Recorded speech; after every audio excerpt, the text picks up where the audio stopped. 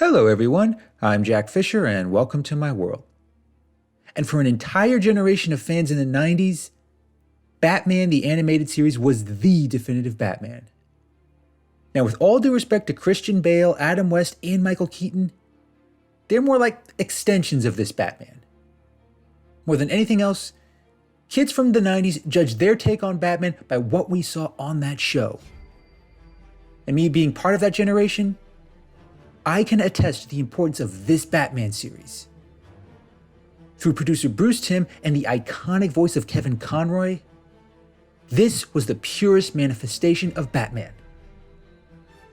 And every now and then, I still find myself rewatching a few episodes, just revisiting everything this show gave us. And it still holds up. If anything, this version of Batman has only gotten better with time. And a big part of what makes this version of Batman so great is how well the show tackles his villains. Now, it's no secret that Batman has one of the best rogues gallery in all of comics. Batman villains have always had a unique aura to them. It's not enough for them to just rob a bank, kidnap a mayor, or run a crime syndicate. The Joker, Two-Face, Penguin, Scarecrow, they all put their own personal twist on their crimes. And the comics have done plenty to flesh that out over the years, but Batman the Animated Series really streamlined things, while also adding a little nuance. It didn't just have these villains show up in their flashy costumes, doing villainous things just because they're villains. It actually made an effort to explore who these characters were as individuals. It gave us the how and why they became what they are. And remember, this all happened within a kids' show. Sure, it was billed as a darker, more mature take on Batman compared to the old Super Friends era, but it still worked beautifully. And it's a big reason why the show holds up as well as it does, and why it's so beloved by fans. But beyond just being an incredible show, Batman the Animated Series really got to the heart of who Batman was. It gave depth into what motivates him, why he does what he does, and what makes his villains so uniquely tenacious. There are so many episodes that capture that spirit, but one in particular always stood out for me. And that episode is Season 2, Episode 4, entitled Trial. And in the spirit of celebrating Batman's legacy and what he represents, I'd like to delve deeper into that episode. Moreover, I want to make the case that this episode, more than most, embodies what makes both Batman and his villains so great.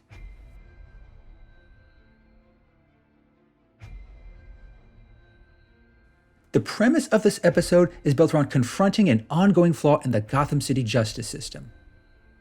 Now granted, that system has many flaws, some far beyond the point of absurdity. But, this being a kids show, the episode keeps things basic. Once again, Poison Ivy has been sent to Arkham Asylum instead of prison. The reason for this is legally suspect to say the least. Since she was captured by Batman and not an official officer of the law, she can't be prosecuted to the fullest extent. Now, I'm no lawyer, but I'm pretty sure that's a gross simplification. Even for a kids show, it doesn't make much sense. But it makes just enough to establish the central conflict. And at the heart of that conflict is the new Gotham District Attorney, Janet Van Dorn. She is rightly upset that Ivy is going to Arkham rather than prison. And it's not the first time she has seen this distressing outcome. Since Batman is the common thread that binds them all, she blames him for Gotham's ongoing crime problem. And in terms of the bigger picture, she does make a valid point. She sees the same thing that we, the audience, see with Batman. He dresses up in a bat costume, fights criminals, and sends them to Arkham. But they always break out. They always go back to terrorizing Gotham. And instead of letting the police, the courts, and the justice system do its thing, Batman interferes and does things his own way.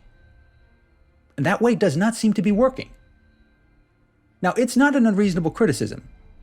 Van Dorn is merely articulating what anyone who reads a lot of Batman comics notices too. No matter what Batman does, the criminals don't stop being criminals. They just keep escaping and committing more crimes. And since Batman won't kill, can you really say he's doing much good? Is he just making an already flawed system even worse? These are some heavy but critical questions, the kind you don't usually get in a Saturday morning cartoon. Many of the larger implications may go over the heads of some kids, but it still doesn't ignore the bigger picture. It's a big part of what makes this show work so well. It can get kids and adults alike to think more about how Batman conducts his crusade against crime. Now, that's not to say Van Dorn's criticism is entirely fair. She does paint with too broad a brush, and she's somewhat short-sighted when she demands that Batman ditch the mask and put on a police uniform, completely forgetting that regular police officers tend to not fare well against the likes of Joker and Poison Ivy. But, despite this oversight, she is steadfast in her position. She makes it clear that she intends to go after Batman if he refuses to do things her way. But that endeavor is challenged quickly once Batman's many villains get involved.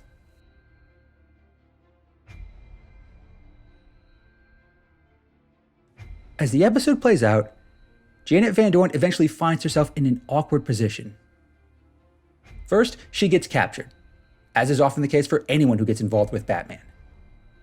Then, Batman manages to get himself captured while trying to free her. That also happens quite frequently on the show. Batman tends to walk right into traps set by his enemies, even when it's obvious. But he's Batman. He can usually handle it.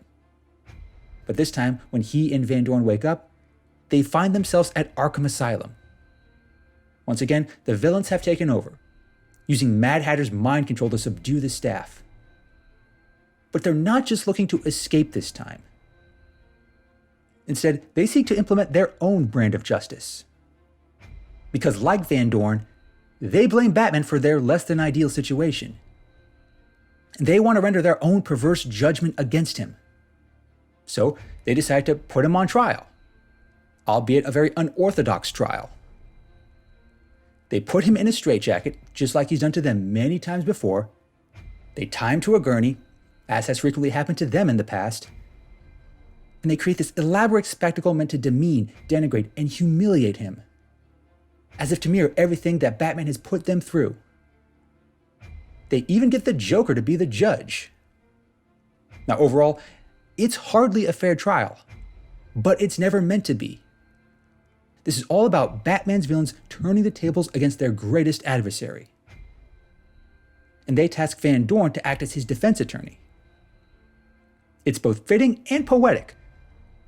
Moments ago, she was Batman's most vocal critic. Now she has to defend him, and with Two-Face as the prosecutor no less. And if she refuses, she's still trapped in an insane asylum packed with supervillains. She is not thrilled about the prospect, to say the least, but with her options so limited, she goes along with it. It has all the makings of a phony show trial. There is no reason whatsoever to expect any substance from the proceedings. These are Batman's greatest enemies, and they're looking to make Batman suffer.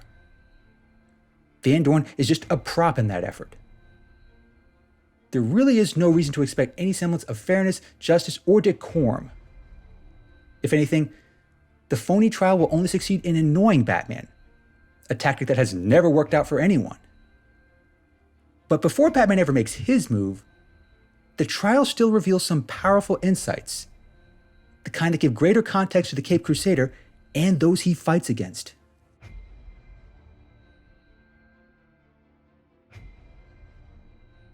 Initially, the prosecution makes the same case that Van Dorn made earlier in the episode. The villains at Arkham claim that Batman is the one who made them who they are. It's because of him that Two-Face is scarred and suffers from a split personality. It's because of him that Scarecrow is now the face of fear for Gotham. Now, if you had followed the show to this point, you may be able to see some merit to that. Emphasis on some.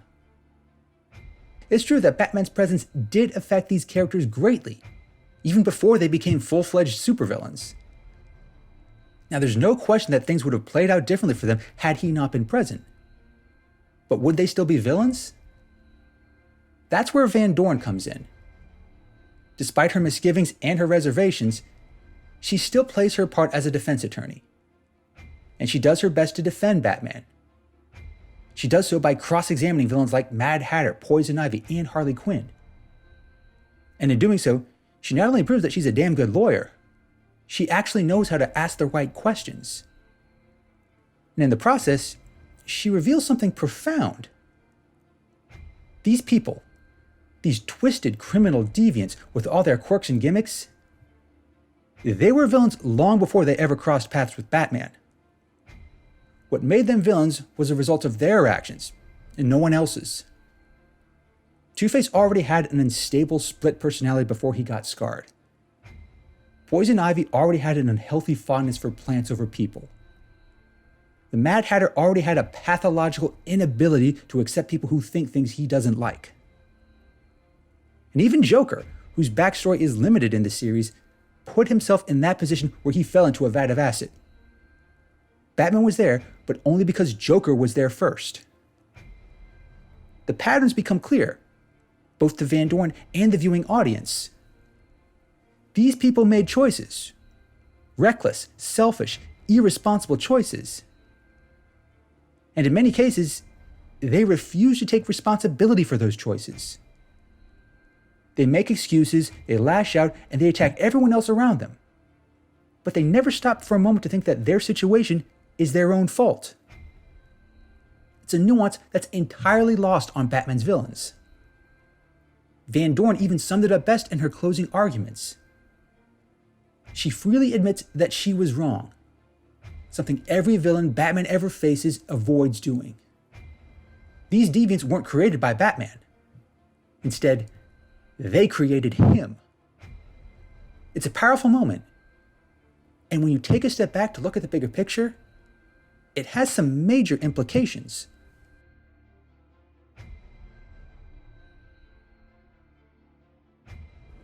Not surprisingly, Batman's Rogues Gallery doesn't agree with Van Dorn's arguments. The idea that they're responsible for becoming what they are, that they're the reason they ended up the way they did, it's just untenable to them. But it ultimately reaffirms Van Dorn's main point. They keep blaming someone else for their misfortune. On top of that, they refuse to learn from every subsequent failure. Batman doesn't make them go back to a life of crime and deviance. They keep making that choice for themselves. And Batman is just there to beat the consequences of those choices back into them.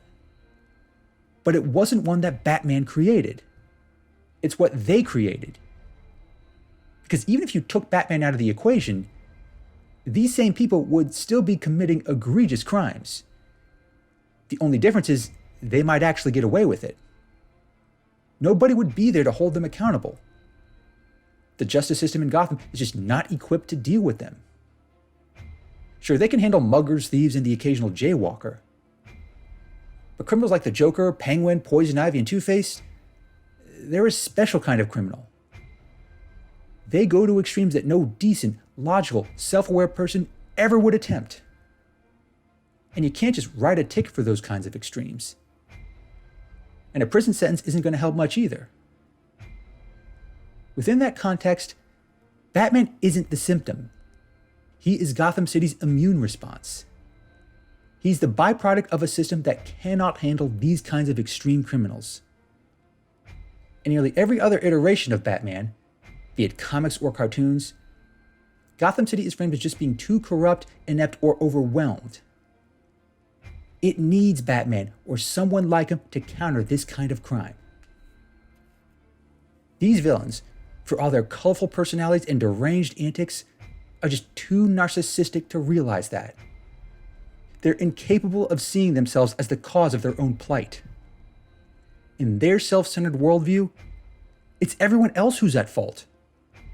If they suffer or if they're wronged, then everyone around them must pay. It's the purest essence of villainy. And Batman's Rogues Gallery channeled it better than most. The fact that they don't accept Janet Van Dorn's judgment shows just how deluded they are. Even after Batman escapes his captivity and ultimately thwarts this joke of a trial, the message is still lost on them. But unlike before, Janet Van Dorn knows that it's not Batman's fault. It's all their fault. At the end of the episode, it culminates in one of the best exchanges of the whole series. Van Dorn admits to Batman that Gotham needs him, but she is still going to work towards a future in which he isn't needed. And in response, Batman says he's working for the exact same thing. It's a beautiful moment, one of many that this show gives us. And in addition to providing a greater context to Gotham's villains, it also sheds light on Batman himself, why he does what he does, and what sets him apart from the villains he battles.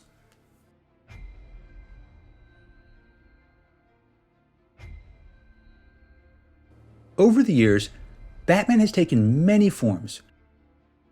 From a kid-friendly crusader who tells kids to eat their vegetables, to the dark, brooding figure we see in Zack Snyder's Justice League. But whatever form he takes, it's built around a similar narrative.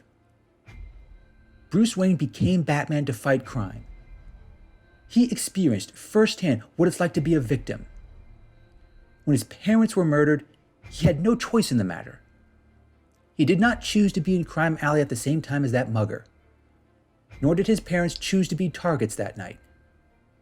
They were all victims of circumstance, being in the wrong place at the wrong time.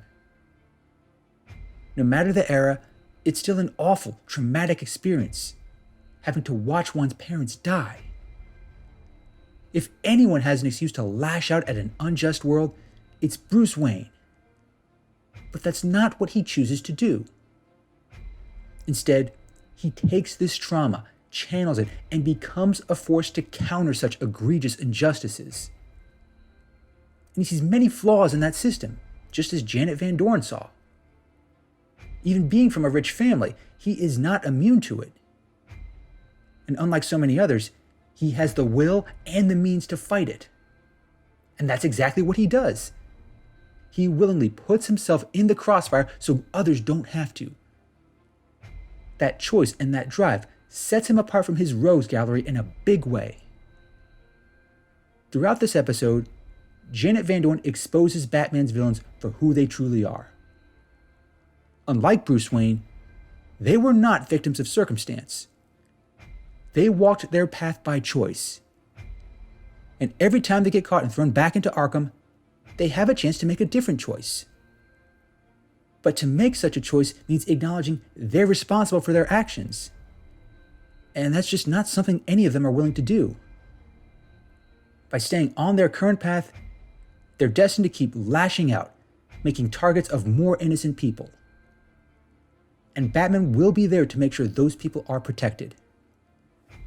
In the end, Janet Van Dorn comes to appreciate Batman and why he does what he does. And we, the audience, can appreciate it too. After seeing this episode, we're reminded of Batman's true strength. He has no superpowers. He's just a man who experienced a serious trauma as a child. But he turned that trauma into a righteous crusade, one intended to prevent more trauma to more innocence. Being rich, Bruce Wayne had more choices than most in terms of reacting to that trauma. But he ultimately chose to be Batman. Even with fewer choices and resources, his villains still choose the path that keeps them where they are. And no matter how many chances they get, they keep making the same misguided choices. The system may not be equipped to thwart them, but Batman is. And they've no one to blame but themselves for that. Thanks for watching, everyone. And thanks for joining me in my world. Please remember to like, comment, and subscribe. Until next time, take care and stay safe.